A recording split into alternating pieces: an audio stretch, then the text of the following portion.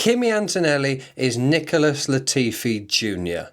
After the Qatar Grand Prix, Helmut Marko, the camp guard of Red Bull Racing, he said that it was obvious that Kimi Antonelli had waved by Lando on the final few laps, allowing him to score crucial points to take this championship battle to the final race in Abu Dhabi. So it can go down to the wire. The fans will be on edge. Drive to Survive will be edging themselves raw. Michael Massey will be flown in by air freight to take his rightful place in race control. Kimi Antonelli can be schooled in the way of the LATIFI file by Obergruppenführer Wolf. The British media can touch themselves about Lando Norris, and the Verstappen shaggers can commit war crimes against sportsmanship, dropping orange flares all over the place like they're flying over Dresden. So camp guard Marko kicked off a torrent of abuse directed at little Kimi. No, wrong one. That's another little Kimi. He then came out and said, "I took a closer look at the footage and retracted his remarks." Cuck behaviour. It is clear that a rookie driving on his first year of Formula One in a very advanced car in one of the top teams is in no way able to have a drop of oversteer, get on the curb and slide, losing time and allowing Norris, who was very close to him, and in no way putting any pressure on the teenage driver in front. It is clear without a shadow of a doubt that Kimi Antonelli was told by General Major Wolf to move out the way in order to hobble Red Bull. Coupled with the fact that disgusting British media with their British bias wanted Lando to beat Verstappen so much that Rupert Murdoch himself rang Mercedes, got put through to Antonelli's race engineer, who relayed a message to Kimi privately that Rupert Murdoch and the British press want Lando to go by, so there is a one-time offer to him of £80 million wired to a Swiss bank account in order to have a smidge of oversteer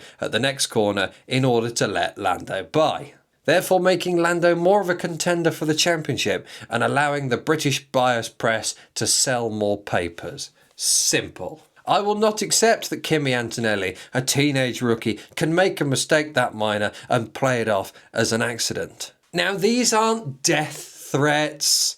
They are simply F1 fans who want Kimi to be sent on a Russian transport plane to a Siberian labour camp. And quite rightly, what on earth was he thinking? Everyone in the comments is correct saying that, yes, he should know better.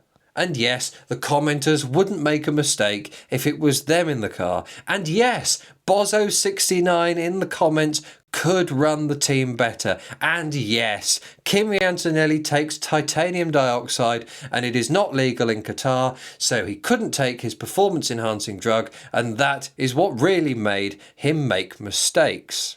And yes, the only thing that can rehabilitate Kimi's image is for him to do an interview with Amelia Diamondberg where she can ask him if he was a food, what food would he be? Or something as equally mundane, asinine, so much so that the brain drips out of your fucking ears. Whether it was Kimi's fault or he was being paid off by the Murdochs, or he hadn't taken his titanium dioxide, which meant he made a genuine mistake, and it all leads up to a wonderful opportunity to trigger a final race showdown, bring some controversy and cause the entirety of F1 social media to go into civil war, sparking 104 fixed style channels where they can all scream into the void. If we have Abu Dhabi 2021-2025, Netflix and the Drive to Survive team will have an orgasm and start executing interns to the motorsport gods. And I think that will be an interesting end to a season that hasn't really got me going that much. I'm not really sure who might win. I'm not really sure what will happen. And my issue is, I'm not entirely sure I care. Lando is leading and is likely to win. However, his ability to bottle it may let him down, as it has one too many times this season. McLaren might have an issue with their plank wear and get disqualified. Or they might play it too safe with the ride height and knacker the dynamics of the car.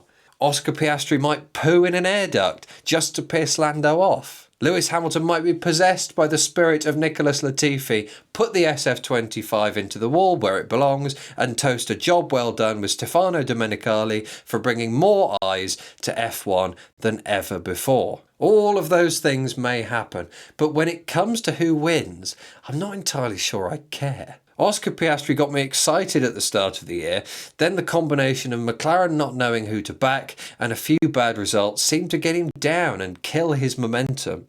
Verstappen had a bad start to the year before picking up on McLaren's fuck-ups and coming back up into the running. And Lando slapped in enough decent podiums to keep him in the running before gradually overtaking the ailing Piastri.